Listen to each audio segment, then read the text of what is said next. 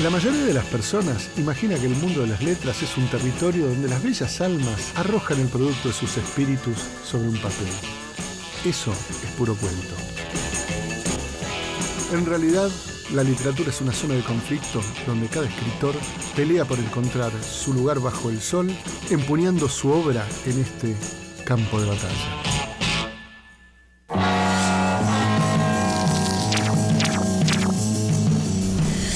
La categoría del escritor dentro de las artes visuales ha oscilado a lo largo del tiempo. Durante el periodo dorado de Hollywood, los escritores corrían a la meca de los sueños a escribir las historias que les encargaban los estudios y se subordinaban al mandato de los directores. Todo por el sueño de buena paga y piletas grandes. El cine absorbió buena parte de los talentos. Y ahora lo hace la televisión. A los escritores de ficciones se los llama guionistas, pero en algún momento, bajo el influjo de la demanda de mejores historias y de mayor calidad, vuelve a llamarse los escritores. La pregunta es, ¿qué historias cuentan los medios masivos? ¿Son las series y las ficciones que vemos ahora continuaciones más o menos adaptadas de los viejos folletines del siglo XIX? De esto vamos a hablar con Susana Cardoso y Guillermo Salmerón.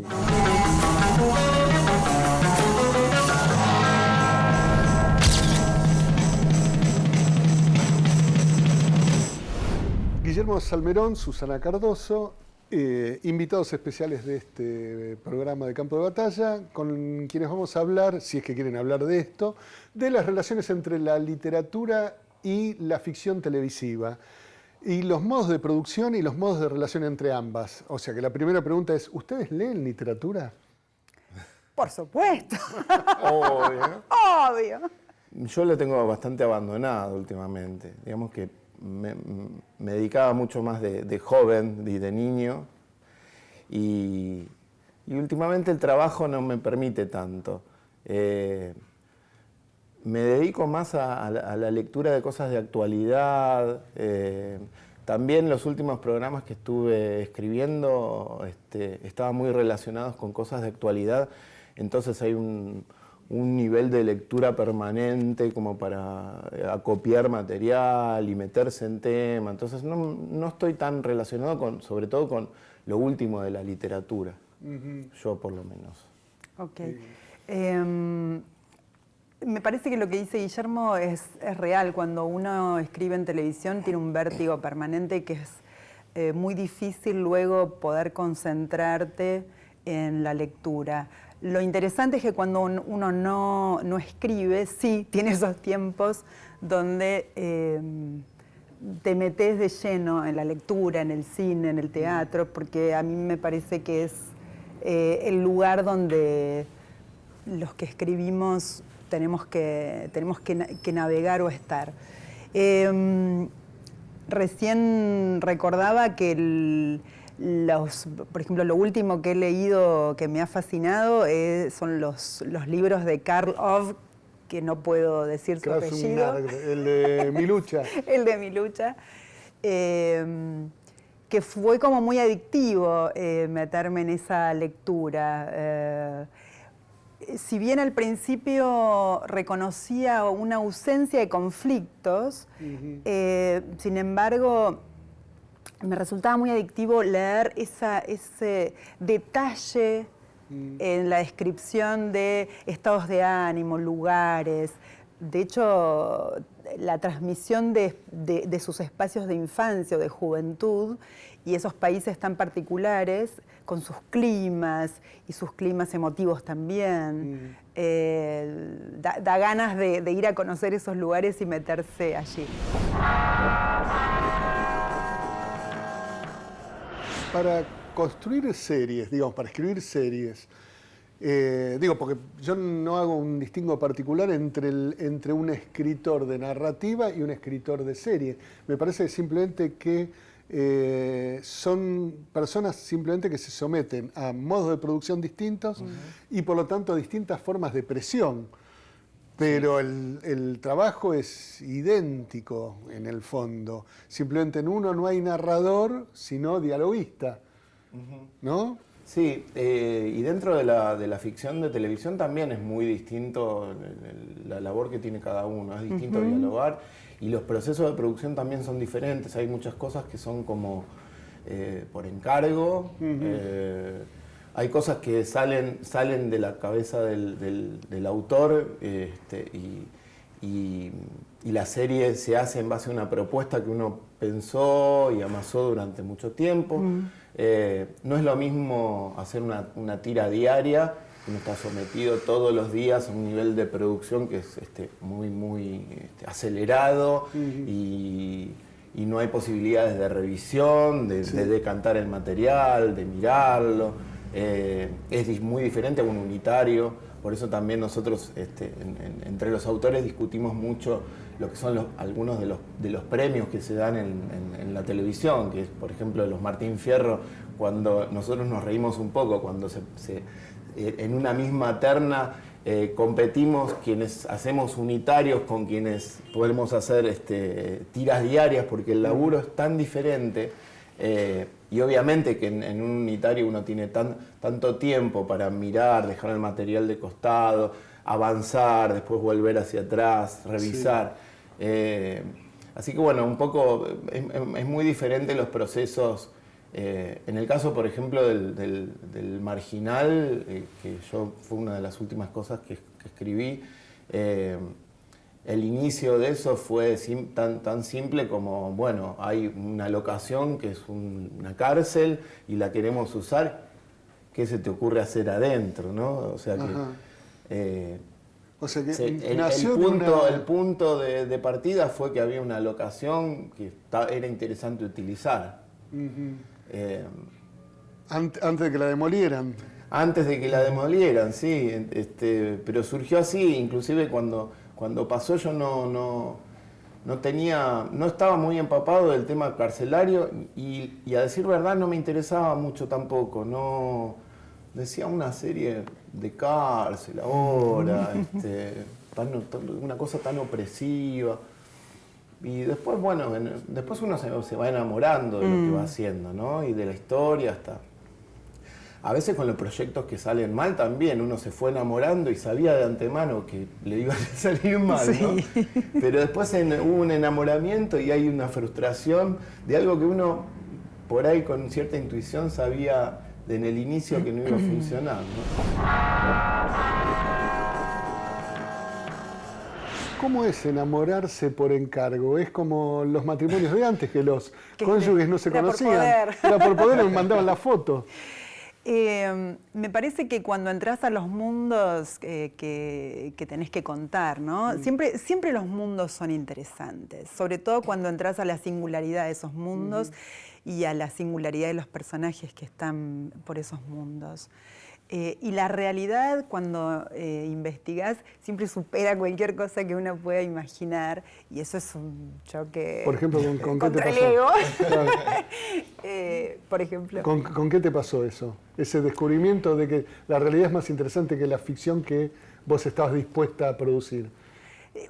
Casi siempre te pasa con todo, y hoy por hoy me parece que más. Por eso, a ver, mi proyecto original de Locas de Amor, cuando nos convocaron para hablar de la locura, era... ¿Y cómo? ¿Desde qué lugar? ¿Y cómo lo trabajaste? Estudiando mucho psiquiatría, o sea, el gran libraco de psiquiatría, empecé a estudiar patologías y a combinar patologías dramáticamente posibles y que nos dieran los conflictos necesarios para contar una historia. O sea, a ver, pongo una histérica y una esquizofrénica. ¿Cómo es el trabajo de producción de esa ficción? Lo que pasa es que cuando uno construye una ficción, cada autor tiene su manera de encararla, pero digo, para mí algo muy importante es la construcción de los personajes.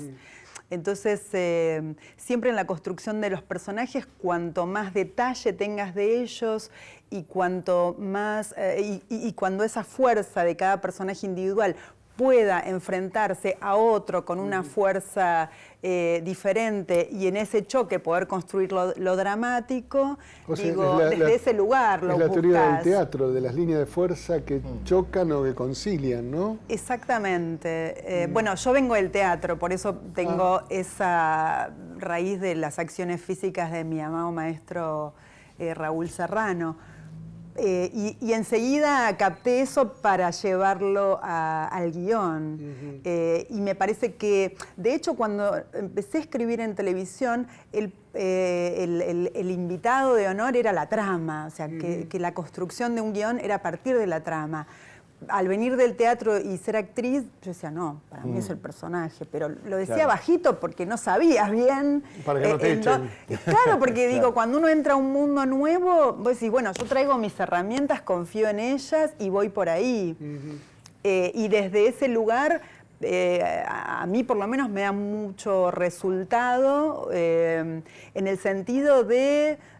creo que si tengo muy buenos personajes construidos, ellos mismos me van a llevar a construir la trama. Entonces, por eso me tomo como mucho tiempo en la construcción de esos personajes y del mundo, porque el mundo con su detalle también construye. Casi siempre los mundos en los guiones que hago son casi protagonistas también junto con los personajes.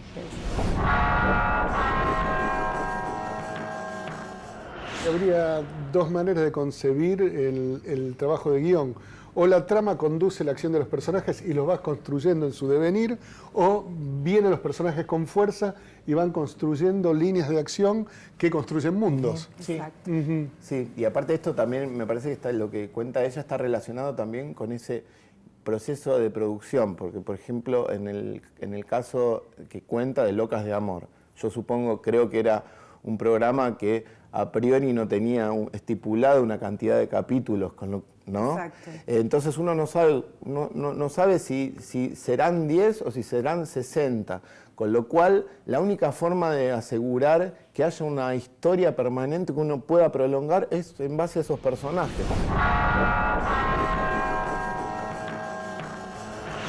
¿Cómo se construye una estructura? Porque se supone que uno concibe una historia que llega a una clase de final.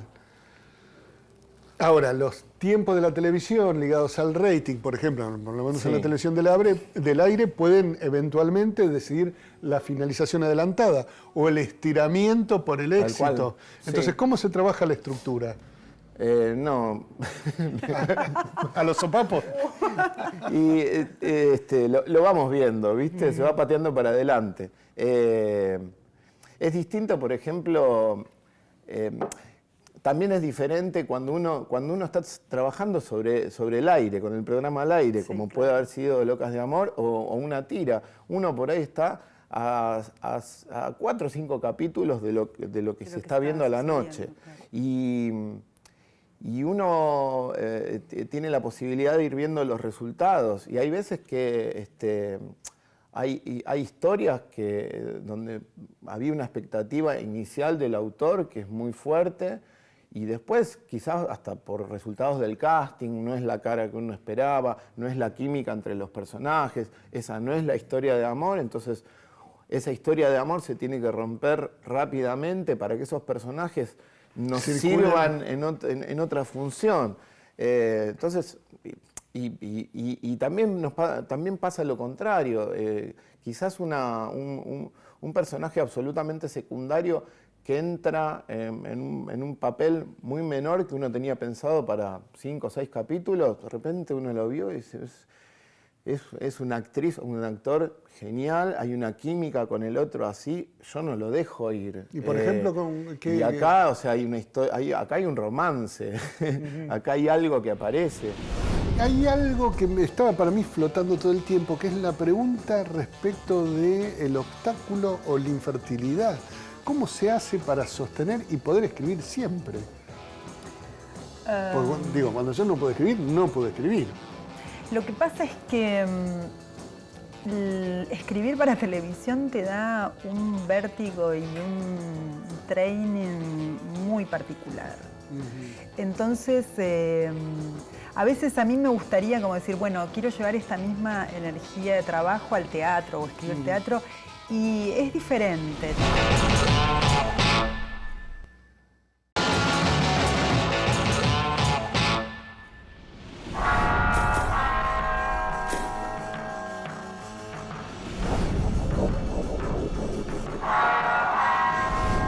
¿Cuál es el poder de decisión del autor dentro de ese conglomerado de productor, diseño artístico, escenografía? Es que tiene que ver, claro, depende de la construcción de la producción, o sea, el autor siempre está en el inicio de todo, desde la página en blanco hasta él, incluso cuando te convocan para una idea particular, la idea es siempre una oración. Luego el autor va a su casa, a su cabeza y a su mundo y construye todo. Pero dame un ejemplo de oración que vos recuerdes. No sé, vuelve a venirme locas, pero fue porque yo le tengo mucho cariño y fue mi primer programa. Pero era 3 chicas que salen de un neuropsiquiátrico a vivir en una casa. Ese era el disparador. Luego, cuando te metes, digamos, por eso, desde ese lugar, vos construís todo. Incluso después estás en quiénes pueden ser los actores o actrices posibles. Después entra, digamos, también entra el director. Digamos, la mesa de trabajo inicial es esa. Ahora, una cosa es que estés en el aire, que va como retroalimentándose permanentemente con el aquí y ahora, lo que sucede, lo que pega, lo que no, lo que se consiguió, tal figura. Y otra cosa es que trabajes desde antemano con todo un plan hecho, y ahí sí manda el autor. La Leona, por ejemplo, fue un programa que se escribió 2 años antes de su emisión. Entonces mandaba el guión como una cuestión de hierro porque era la única lógica y coherencia que había que seguir. ¿Y los distintos modos de producir tanto una serie como un unitario garantizan algo de antemano? Por ejemplo, tener los guiones 2 años antes. Y sí, para un autor es primordial. Primero por esto que decía Guille de poder volver al material, reescribir, ¿no? Escribir es reescribir permanentemente. Sí. Entonces digo, hay algo en ese tiempo que vos como autor madurás el material. También desde el lado de la producción se volvió como bueno, si entramos en ese terreno, el de la producción, antes había mucho productor artístico, que era para nosotros una red de contención importante, era un gran contenedor, era el productor, como ellos han tenido a Gustavo Marra en La Leona, que es un tipo que sabe leer libros, que propone personajes, que entiende de eso. Ahora lo que prima más es el productor administrativo, que es la persona que solo mira el libro en función de lo que se va a gastar y de las locaciones que tienen. ¿Y por qué desapareció el productor artístico? Porque en los canales en general se volvieron lugares más donde prima más el presupuesto. O sea, nosotros antes trabajábamos, cuando se pensaba un proyecto, y se le pedía a la gente de administración que bueno, se decía, este presupuesto es el que necesitamos, y se salía a buscar el dinero. Ahora se nos dice cuánto dinero hay para esto, ustedes tienen esto. Digo, los canales se manejan así, las empresas, ¿no?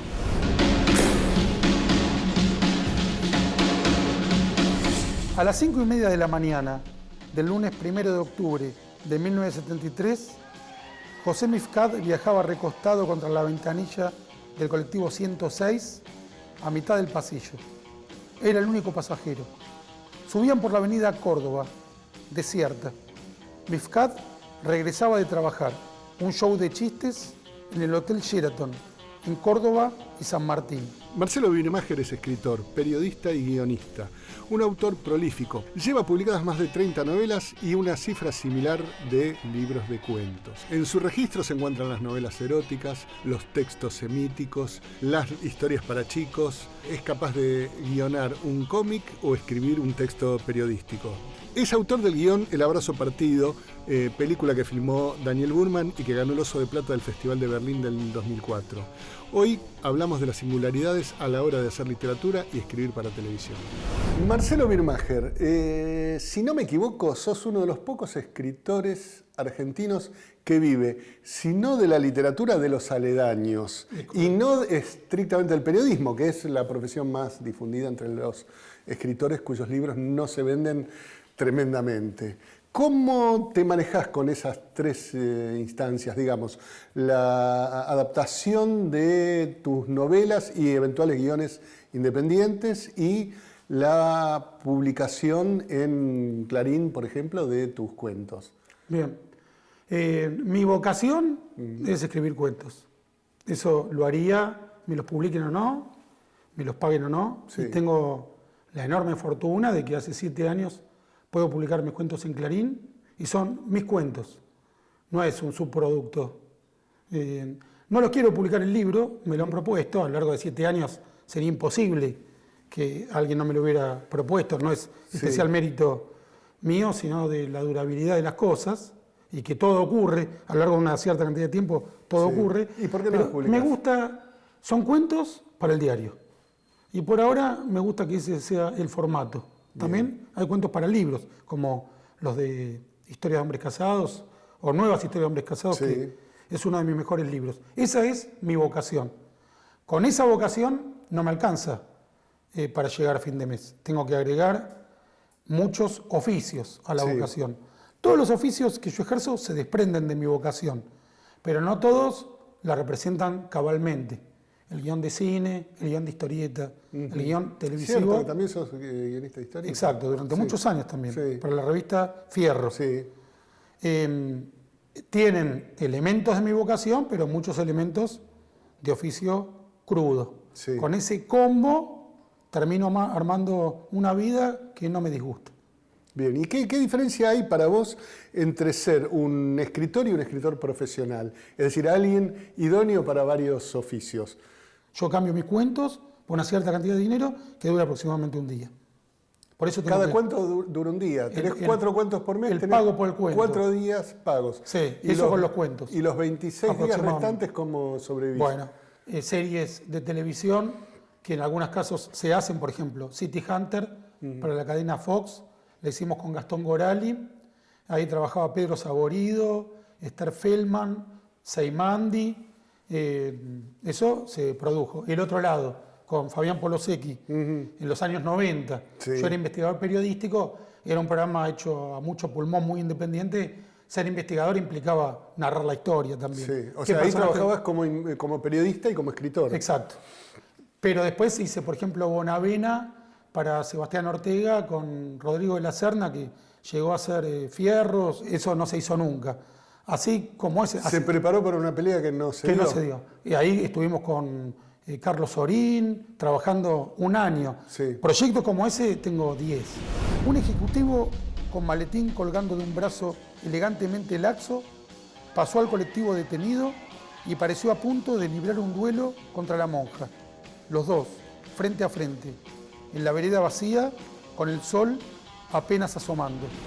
¿Cómo es pasar de la ficción, digamos, el trabajo de ficción en series, etcétera, etcétera, a un trabajo de ficción política como el programa de La Nata?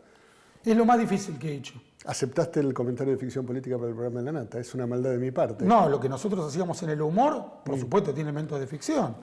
En cuanto a las investigaciones que hizo La Nata, todas fueron completamente ratificadas por la realidad.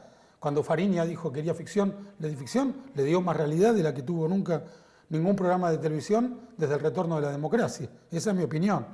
Ahora, cuando escribí su humor, hay un elemento de ficción. Sí. Pero era el más incómodo de todos porque tiene que tener algún correlato con la realidad cuando haces humor político. Vos vas a caricaturizar, vas a parodiar, pero no podés mentir como inventás en la literatura. Yo, en El rescate del Mesías, mi última novela, que trata sobre el año 73, Sí. invento un Rucci, invento un Firmenich.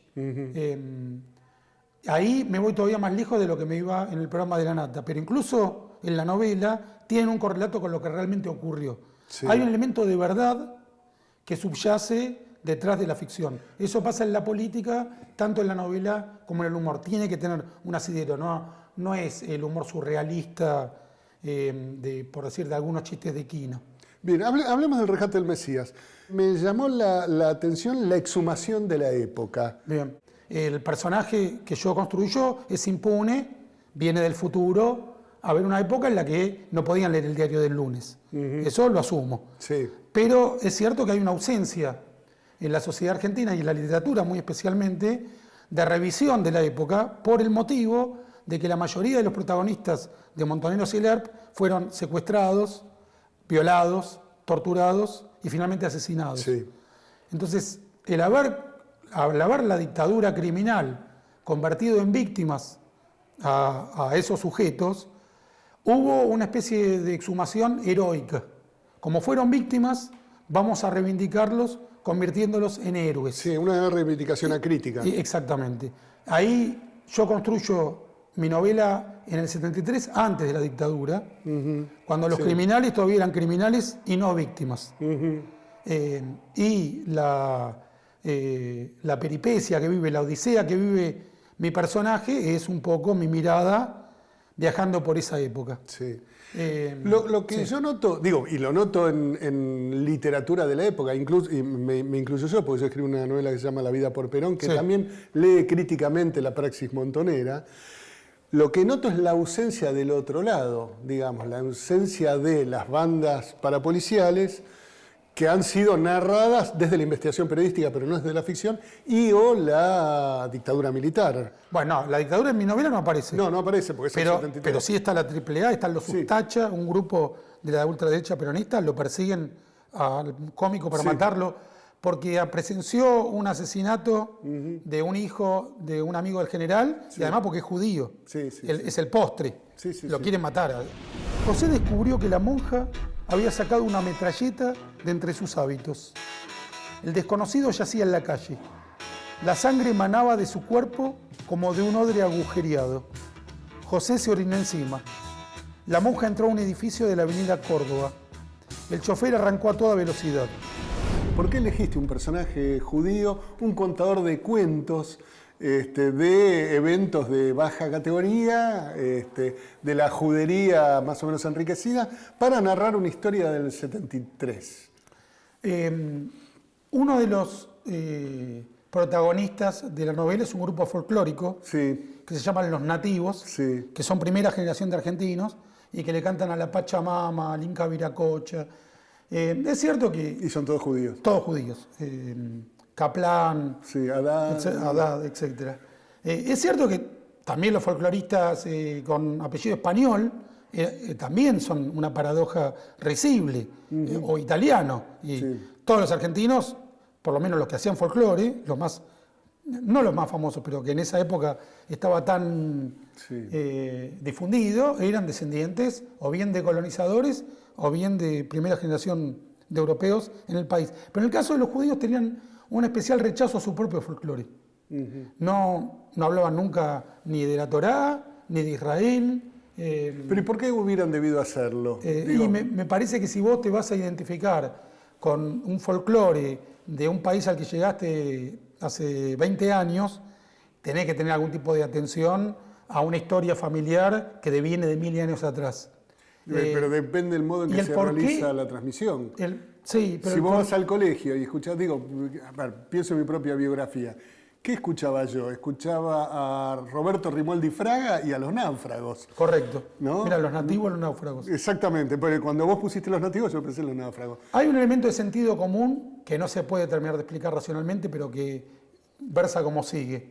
Estoy en esta tierra y quiero ver el humus de esta tierra y a dónde se remonta. Pero en mi casa está mi papá, que se llama Kaplan, cuyo abuelo se escapó de los campos de exterminio nazis, o vino de Siria, Sí. escapando también cuando se creó el Estado de Israel porque los expulsaron. Bueno, una historia que si sos escritor no podés renunciar a conocer tus orígenes, no podés conocer, si sos cantante y vas a expresarte, tenés que saber de dónde venís. Es sentido común. Uno puede decir, no, todos nos construimos de cero, yo elijo qué voy a representar, pero hay algo para mí, no de elección, sino de renegar. Es decir, yo vengo del Inca Viracocha.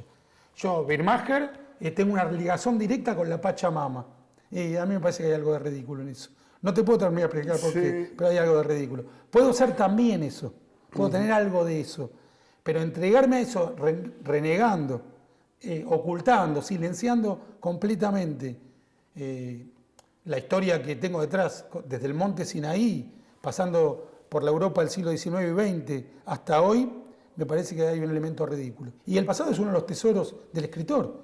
La infancia es uno de nuestros tesoros, es lo que vamos desovillando para narrar nuestras patéticas historias de adultos, que son tan infantiles o incluso más que las que vivimos cuando éramos niños, y todo era auténtico, y había mucha menos impostación de la que tuvimos, a la que tuvimos que acudir después. Cuando el mundo era mundo. Cuando el mundo era mundo. Uno convive tantas horas y trabaja tanto con eso que sabe realmente por qué está escrita tal escena, por qué el personaje dice tal cosa. Entonces, nada es bueno, esto lo levantamos. No, o sea, y en eso también el autor tiene una lucha diaria.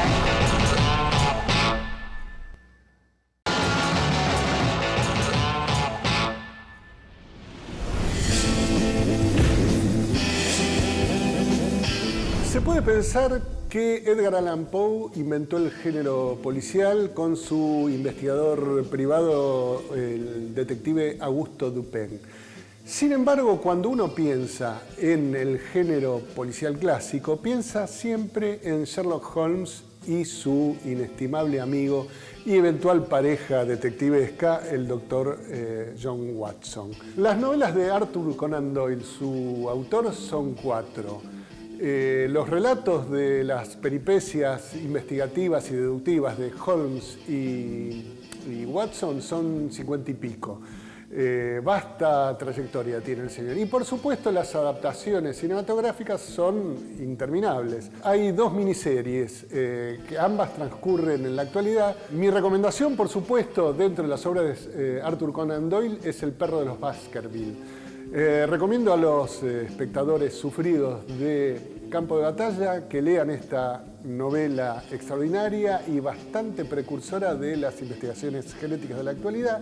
Y si a nuestro espectador la lectura le es un poco reactiva o radioactiva, les recomiendo que vean el episodio en Sherlock donde se adapta precisamente se llama El sabueso de los Baskerville, y vean las relaciones y diferencias entre un texto literario y un texto televisivo.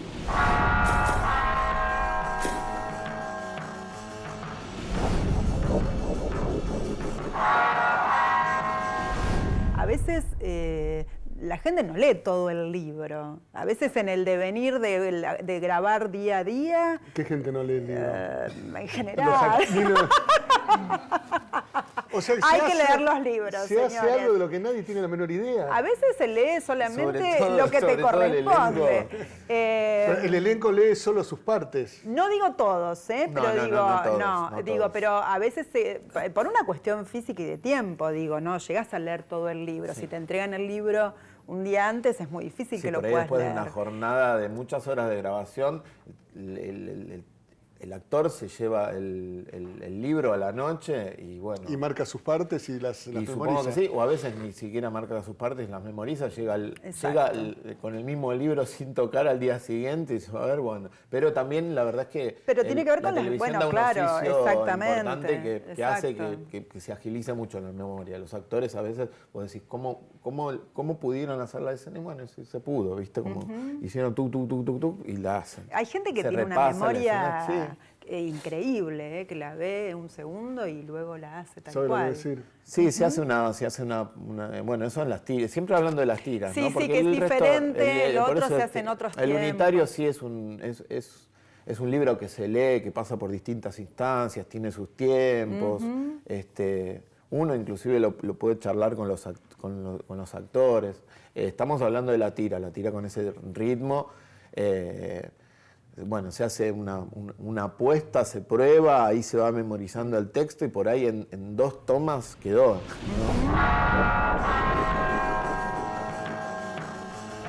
Cuando hay un buen libro, el cámara, la gente de arte, la gente de maquillaje, todos ponen lo mejor de sí. Hay como, arranca un fuego de por qué estás haciendo esto que estás haciendo. Porque a veces uno se olvida de por qué eligió hacer esto.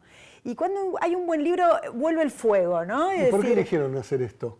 ¡Guau! Porque para mí es lo mejor del mundo, contar historias. ¿Y cómo llegaste a ser guionista de televisión? En algún momento yo empecé a hacer los guiones de esta voz de Gastón Pauls, que iba, no me acuerdo ya, Humanos en el Camino se llamaba el programa, que era este Gastón que iba y decía: vengo a la casa de Horacio, estoy pensando en su malestar. Y bueno, eso que él iba pensando era lo que yo le escribía. Y en el medio del lugar donde yo laburaba, esto era una cosa social y qué sé yo. Entonces me empezaron como a colocar dentro de ese, como, bueno, cosas sociales. Tiene algo, cosas, productor, y es bueno para cosas sociales. Entonces, después, inmediatamente, el canal se embarcó en un proyecto que se llamaba Televisión por la Identidad. De acuerdo. Y me colocan de productor ahí a mí. Y empezamos a tener algunas dificultades con los libros, con la elección de las historias. Yo empecé a leer muchísimo y a entrevistar muchísimo a nietos restituidos y a hablar con abuelas de plata. Y me agarraron unas ganas de escribirlo que me moría. Y aparte en la transmisión de esas experiencias de entrevistas que yo hacía para producir, veía que en la transmisión algo pasaba, por lo cual después recibíamos los libros y no estábamos del todo contentos. Entonces yo ahí sí me uní al equipo y empecé, en los primeros capítulos de ese ciclo participé en la mitad y sobre el final, el último de todos lo hice enteramente. Y después ahí fue ya convocado para una tira que fue de Vidas Robadas, también social, porque ese estigma no me lo había sacado. Y bueno, y ahora seré carcelario. Carcelario marginal, claro. Cárceles que haya por ahí.